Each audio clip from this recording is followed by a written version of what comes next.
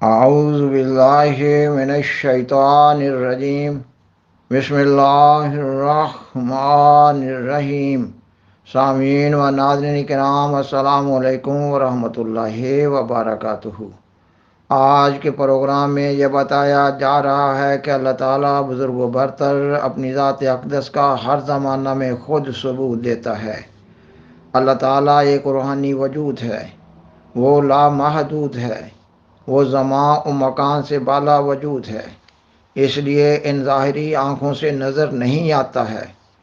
کیونکہ اللہ تعالیٰ ایک روحانی وجود ہے، اس لیے وہ روحانی آنکھوں سے نظر آتا ہے، اور وہ اس طرح نظر آتا ہے کہ اللہ تعالیٰ خود اپنے آپ کو ایک مستحق اور قابل انسان پر ظاہر کرتا ہے۔ داہریوں یعنی لامذہب لوگوں کی طرف سے اکثر یہ سوال کیا جاتا ہے کہ اگر خدا ہے تو ہمیں دکھا دو۔ اس زمانہ میں اس سوال کو بڑے زور سے بیان کیا جاتا ہے، کیونکہ یہ سائنس کا دور ہے اور سائنس کی بنیاد مشاہدہ اور تجربہ پر ہے۔ لامذہب اور داریوں کی طرف سے یہ سوال مذہبی لوگوں سے کیا جاتا ہے، اس لیے مذہبی نقطہ نظر سے سوال کا جواب دینا ضروری قرار پاتا ہے۔ سو واضح ہو کہ مذہب کی بہترین اور مکمل ترین شکل دین اسلام ہے، اور دین اسلام کی شریعت کی کتاب قرآن مجید ہے۔ قرآن مجید میں انسان کے ہر شعبہ حیات کے لیے مکمل رہنمائی موجود ہے۔ قرآن مجید کا بنیادی مضمون ہستی باری تعالیٰ ہی ہے، مگر قرآن مجید کا یہ دعویٰ ہی نہیں ہے کہ اللہ تعالیٰ کو ان ظاہری آنکھوں سے دیکھا جا سکتا ہے۔ اس لیے یہ سوال ہی نہیں بنتا کہ اگر خدا ہے تو دکھاؤ۔ قرآن مجید کا یہ دعویٰ ہی نہیں ہے کہ خدا تعالیٰ کوئی مادی وجود ہے اور اسے مادی وجودوں کی طرح دیکھا جا سکتا ہے۔ یہ درست ہے کہ مادی چیزوں کا ایک ظاہری وجود ہوتا ہے، اور مادی چیزوں کے ظاہری وجود کو ظاہری آنکھوں سے دیکھا جاتا ہے، مگر ظاہری اور مادی چیزوں کے بعض خواص اور صفات کو بھی آنکھوں سے نہیں دیکھا جا سکتا۔ انسان مادی چیزوں کے بعض خواص اور صفات کو اپنے مختلف حواس سے پہچانتا ہے۔ مثلا پھولوں کی خوشبو کو دیکھا نہیں جا سکتا۔ پھولوں کی خوشبو کو ناک کے ذریعے سونگھنے سے معلوم کیا جاتا ہے۔ اسی طرح کسی چیز کی مٹھاس کو چکھ کر محسوس کیا جاتا ہے۔ اسی طرح ایک اور مثال آواز کی ہے۔ آواز کو ہم اپنے کانوں سے سنتے ہیں، اور پھر بینائی سے محروم افراد چیزوں کو ٹٹولنے سے محسوس کرتے ہیں۔ پس سب چیزوں کو نہ ظاہری آنکھوں سے دیکھا جا سکتا ہے، اور نہ ہی سب چیزوں کو یا ان کے خواص و صفات کو صرف حواس خمسہ سے جانا جا سکتا ہے۔ بعض چیزوں کو اور ان کے خواص و صفات کو قیاس سے یا شعور سے یا تجربہ سے معلوم کیا جاتا ہے۔ مثلا ایک انسان کی دوسرے انسان کے لیے محبت ہے یا نفرت ہے، اور اسی طرح ایک انسان کی صدمہ، درد اور غصہ کی کیفیت ہے۔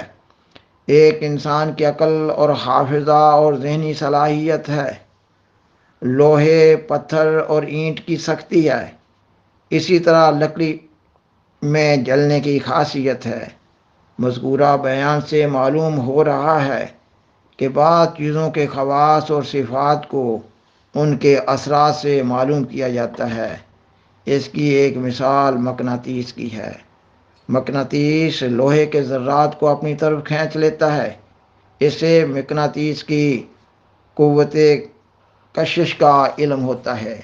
اس گفتگو کا خلاصہ یہ بنا کہ دنیا میں ہزاروں، لاکھوں، کروڑوں اشیاء کو دیکھنے یا اس کے خواص و صفات کو معلوم کرنے کے الگ الگ اصول ہیں۔ اور پھر یہ بھی معلوم ہو رہا ہے کہ لطیف چیزیں نظر نہیں آتی، جیسا کہ کسی جاندار کی اندرونی قوت و طاقت ہے، عقل ہے، روح ہے، یا بجلی کی رو ہے۔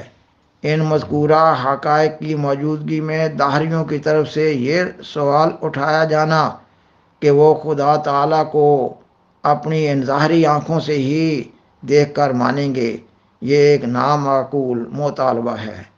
سامعین و ناظرین کرام، ہر علم کے ماہر کی اس کے اپنے مضمون کے بارے میں رائے کی قدر ہوتی ہے۔ مثلاً فزکس، کیمسٹری، بیالوجی، ریاضی، حساب وغیرہ کے ماہرین کی اپنے اپنے مضمون میں رائے کی اہمیت ہے۔ اسی طرح علم فلکیات، علم ہندسہ اور علم نباتات وغیرہ کے ماہرین کی رائے کو ان کے علوم کے بارے میں مستند مانا جاتا ہے۔ اسی طرح صحت جسمانی کے بارے میں ایک ڈاکٹر کی رائے قابل قدر ہوتی ہے، اور جو شخص ان علوم کا ماہر نہیں ہے اس کی ان علوم کے بارے میں رائے کی کوئی قدر نہیں ہے۔ اسی طرح کسی فن کا ماہر ہی اپنے فن کا مظاہرہ کر سکتا ہے۔ ایک شخص جس نے پائلٹ بننے کی تعلیم و تربیت حاصل نہیں کی وہ ہوائی جہاز کو نہیں اڑا سکتا۔ ایک انجان آدمی کار نہیں چلا سکتا۔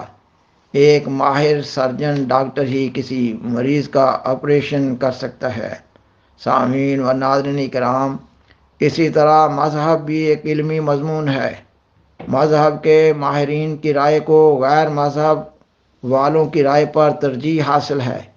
مذہب یہ بیان کرتا ہے کہ اللہ تعالیٰ ہمیشہ ہی بوقت ضرورت معاشرہ کے انتہائی مقدس لوگوں کو اپنا مذہب عطا کرتا رہا ہے، یعنی یہ کہ اللہ تعالیٰ برگزیدہ افراد کو اپنا نبی اور رسول بناتا رہا ہے، اور یہ وہ لوگ تھے جو سچائی کے اعلیٰ ترین مقام پر فائز تھے۔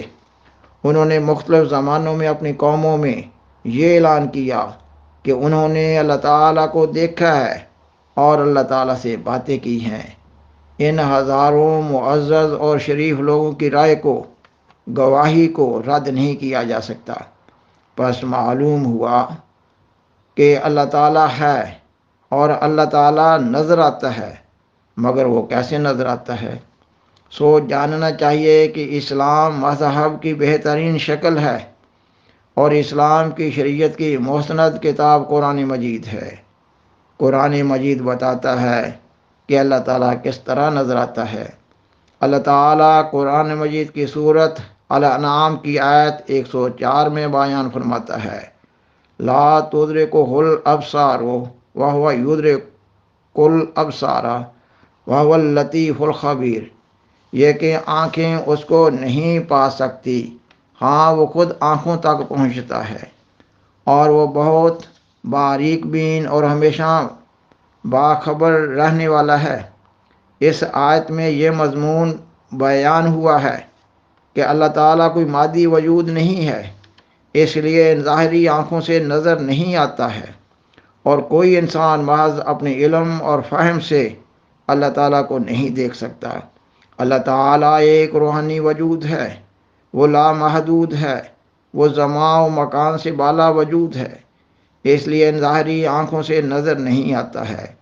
کیونکہ اللہ تعالیٰ ایک روحانی وجود ہے، اس لیے وہ روحانی آنکھوں سے نظر آتا ہے، اور وہ اس طرح نظر آتا ہے کہ اللہ تعالیٰ خود اپنے آپ کو ایک مستحق اور قابل انسان پر ظاہر کرتا ہے۔ اس نقطہ کی قدر تفصیل اس طرح ہے کہ اللہ تعالیٰ غیب میں ہے اور انسان کو دنیا میں ایک امتحان درپیش ہے۔ اللہ تعالیٰ اپنے آپ کو اس طرح ظاہر نہیں کرتا کہ اس امتحان کا مقصد ہی فوت ہو جائے۔